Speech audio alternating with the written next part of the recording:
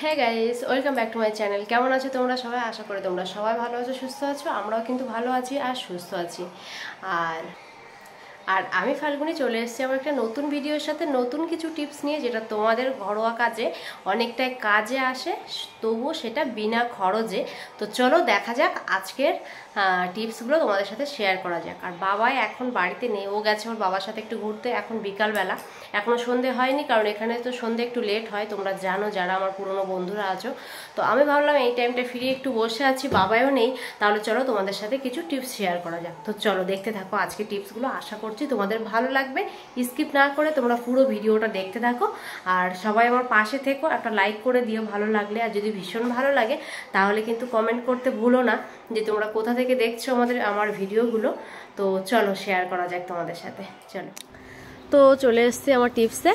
তো এটা হচ্ছে আমার প্রথম টিপস। আর আমার প্রথম টিপসটা দেখো, আমি নিয়ে নিয়েছি রসুন। আর এই রসুনটা বাড়িতে কোনো রকম গেস্ট আসলে, যখন আমাদের রান্নাবান্না করা হয়, তখন কিন্তু বেশিরভাগ আমরা রসুন ইউজ করে থাকি। আর রসুন ইউজ করলে কী হয় বলো তো, তখন তাড়াতাড়ি রসুনটা ছাড়ানোর জন্য আমরা এইভাবেই ছাড়িয়ে থাকি।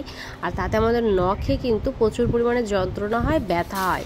তো তার জন্য কি করতে হবে দেখো, চলো আজকে তোমাদেরকে দেখাই। আমার এই টিপসটা তোমরা ভালো করে ফলো করো, আশা করছি তোমাদের কাজে আসবে আর টিপসটা খুব ভালোও লাগবে। তো এদিকে আমি নিয়ে নিয়েছি কিন্তু একটা সর্ষের তেল, একটা প্লেট নিয়ে নিয়েছি, নিয়ে একটু সর্ষের তেল নিয়েছি, নিয়ে দেখো এই যে চামচিটা নিয়েছি। তো দেখলে এদিকে নিয়ে নিয়েছি কিন্তু একটা চামচি। আর চামচিটার পিছন দিয়ে একটুখানি তেলটা হালকা লাগিয়ে নিয়ে এদিকে গ্যাসে একটু হালকা হালকা করে সেঁকে নিচ্ছি। কিন্তু আমার সেঁকাটা কিন্তু একটু বেশি হয়ে যাচ্ছে, একটু মানে হালকা তেলটা গরম হলেই কিন্তু হয়ে যাবে। তো এদিকে নিয়ে নিলাম আমি তেলটা গরম করে, আর অনেকটা পরিমাণে গরম হয়ে গেছে আর কি। আর এইবার আমরা কি করব, আমাদের এই যে নখের যে জায়গাগুলোতে ব্যথা হয়েছে না, ব্যথা যন্ত্রণা করে, যে সেই জায়গাগুলো কিন্তু আমরা এরকম হালকা হালকা করে লাগিয়ে দেব। কারণ এই গরম তেলটাও গরম হয়েছে, যে এটাতে অনেকটা কিন্তু কাজে আসে, সেটা তোমরাও জানো অনেকে, আর যারা জানো না তারা জেনে নাও। আর এইভাবে আমি কিন্তু গরম বলে না সেভাবে ভালো করে দিতে পারছি না, হালকা হালকা করে দিচ্ছি, কারণ একটু বেশি গরম হয়ে গেছে। তো এবার এটা ভালো করে প্রত্যেকটা নখের গোড়ায় যদি তোমরা এইভাবে দিতে থাকো, তাহলে কিন্তু আর কোনো প্রবলেম হবে না। তো চলো, আমার এই টিপসটা ভালো লাগলে একটু কমেন্ট করো তোমরা, আর লাইক করে দিও প্লিজ। আর চলে এসেছি কিন্তু আমি আমার সেকেন্ড টিপসে। তো আমার সেকেন্ড টিপসটা দেখো, এদিকে আমি নিয়ে নিয়েছি ওই প্লেটটাতে একটু তেল নিয়ে নিয়েছি। আর নিয়ে আর তেলের ভিতরে দিয়ে দেবো কিন্তু একটু হলুদ। আর কোন হলুদ বলো তো, যে হলুদটা আমরা রান্না করি ইউজ করি, সেই হলুদটাই আমরা দিয়ে দিলাম কিছুটা পরিমাণে। দিয়ে এটা কিন্তু ভালো করে কিন্তু একটু হেলিয়ে নিলাম, ভালো করে একটু ওটা নাড়িয়ে নিয়ে দেন কি হয় বলো তো, আমরা কিন্তু বেশিরভাগ জলে কাজ করি, কারণ বাড়ির মহিলাদের কিন্তু বেশিরভাগ সারাদিনে জলে কাজ করা হয় সব থেকে বেশি। আর তার ফলে কী হয়, আমাদের হাতগুলো কিন্তু সবসময় ভিজে থাকে। আর ভিজে থাকার ফলে এই যে জায়গাগুলো দেখছো, এগুলোতে কিন্তু এরকম মানে জল জমে থাকে, তারপরে কিন্তু ঘা হওয়ার সৃষ্টি হয়ে থাকে। আর তার জন্য কি করতে হবে বলো তো, আমি এই যে হলুদ আর তেলটা নিয়ে নিলাম, নিয়ে ওটা ভালো করে মিক্স করে আমি কিন্তু এইভাবে রাতে শোয়ার আগে এইভাবে কিন্তু দিয়ে রেখে দেবো। কারণ রাতে আমাদের কোনো রকম কোনো জলের কাজ করা হয় না, আমরা শুয়ে থাকবো, আর এটাও অনেকক্ষণ থেকে যাবে, যে ওই জন্য আমাদের হাতটাও ভিজে থাকবে না, হাতটাও শুকিয়ে যাবে, যে সেটাতে কাজ কিন্তু অনেকটাই বেশি হবে। আর তোমরা অনেকেই জানো যে এই হলুদ তেলের ভিতরে মাখিয়ে, হলুদ কিন্তু একটা অ্যান্টিবায়োটিক, আর এটাতে কিন্তু ভীষণ পরিমাণে কাজ হয়। তোমরা যদি এইভাবে লাগিয়ে নিতে পারো তাহলে কিন্তু আমাদের ভীষণ উপকার হবে। আর আমাদের কিন্তু বর্ষার সময়ও ভীষণ হয়, সেগুলো পায়ে হয়, পায়ের আঙুলে ফাঙ্গাস হওয়ার সম্ভাবনা অনেকটাই বেশি থাকে। তো তোমরা তখন যদি এইভাবে আমার এই টিপসটা ফলো করে একটু লাগিয়ে নিতে পারো, তাহলে কিন্তু তোমাদের একদম মানে সেরে যাবে। তো চলো, আজকে এই টিপসটা ভালো লেগে থাকলে অবশ্যই তোমরা লাইক কমেন্ট শেয়ার করে দিও। আর চলে এসেছি কিন্তু আমার থার্ড টিপসে। তো আমার থার্ড টিপসটা তোমরা দেখো, এই টিপসটাও তোমাদের অনেকটাই উপকার হবে, কথা দিচ্ছি।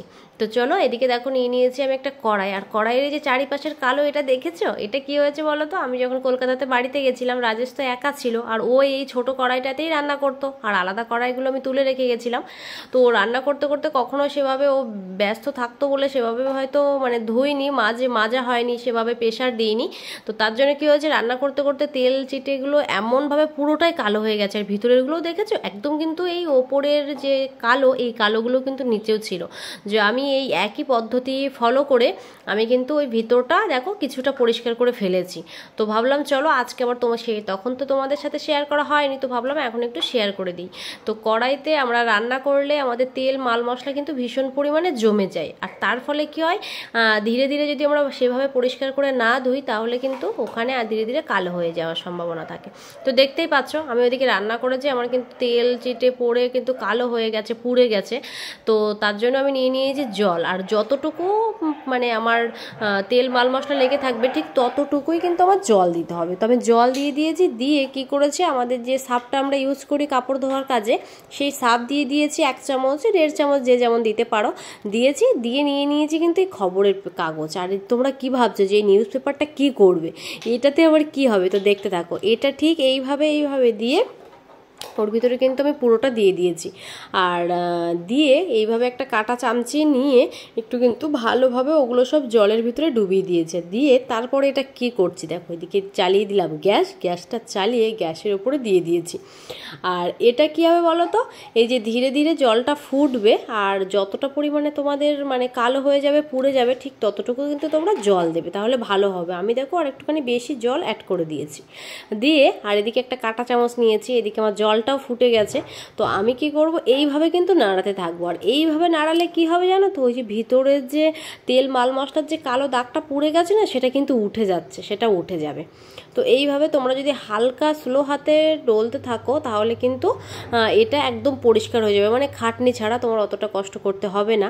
আর দেন এটা হয়ে যাওয়ার পরে তোমরা 5 মিনিট কি 10 মিনিট একটুখানি এই জলটা ঠান্ডা হওয়ার সময় দেবে। বাট আমার তো ভিডিও করতে হবে, আমার হয়তো ঠান্ডা করতে দিলে মানে টাইম লস হয়ে যাবে, তো এই জন্য কী করলাম আমি এখনই তুলে নিচ্ছি তোমাদের সামনে তোমাদেরকে দেখানোর জন্য। তো এদিকে হ্যাঁ বাবা হ্যাঁ খেলো। তো এদিকে আমি কড়াইতে এগুলো আমার পেপারগুলো সব তুলে নিয়েছি, আর তুলে নেওয়ার পরে তোমাদেরকে দেখাবো যে কতটা পরিষ্কার হয়েছে, তোমরা দেখতে পারবে। তো আর 2-1টা পেপার কিন্তু ওর ভিতরে রেখে দেবো, রেখে আবার সেগুলো দিয়ে পেপারটা দিয়ে একটু ভালো করে কিন্তু ডলে নেব। তো চলো এদিকে দেখতেই পাচ্ছ, আর ওপরে ছাপের জল গেজা হয়ে গেছে যে সেটা দিয়ে দেখা যাচ্ছে না, দেখেছো ভিতরের যে কালো দাগটা ছিল তেল মাল মশলা সেটা কিন্তু অনেকটা পরিমাণে উঠে গেছে। আর কিছুটা পেপার আমি তুলে রেখেছিলাম যে সেই পেপারটা দিয়ে আবার একটুখানি এইভাবে পরিষ্কার করে নিচ্ছি। আর ওপরের সাইডটা দেখেছো ওখানে কিন্তু আমার পরিষ্কার ছিল না, কিন্তু আমি একটুখানি জলটা আর একটুখানি বেশি অ্যাড করেছিলাম যে যার জন্য আমার ওই সাইডগুলো দেখছো কি সুন্দর পরিষ্কার হয়ে গেছে। তো চলো এর পরের টিপসটা তোমাদেরকে দেখায়। আমি এই যে বাসন মাজার যে তারের যে এগুলো থাকে তারগুলো থাকে স্টিলের, সেগুলো নিয়ে তাতে একটুখানি হালকা বাসন মাজার সাবানটা একটু হালকা লাগিয়ে নিয়েছি, লাগিয়ে ওটা দিয়ে একটু হালকা নরম হাতে করলে কিন্তু দেখতে পাচ্ছ রেজাল্টটা তোমরা নিজের চোখেই দেখছো যে তার জন্য কতটা পরিমাণে পরিষ্কার হয়ে গেছে। দেখো ওই ওপরেরগুলোও কিন্তু অনেকটা উঠে গেছে যে আমি জলটা একটু বেশি দিয়েছিলাম এই জন্য। তো চলো আজকে টিপসটা কেমন লাগলো তোমরা অবশ্যই কমেন্ট করো, আবার নেক্সট ভিডিও নিয়ে আসবো। ততক্ষণ তোমরা সবাই ভালো থেকো, সুস্থ থেকো, টাটা।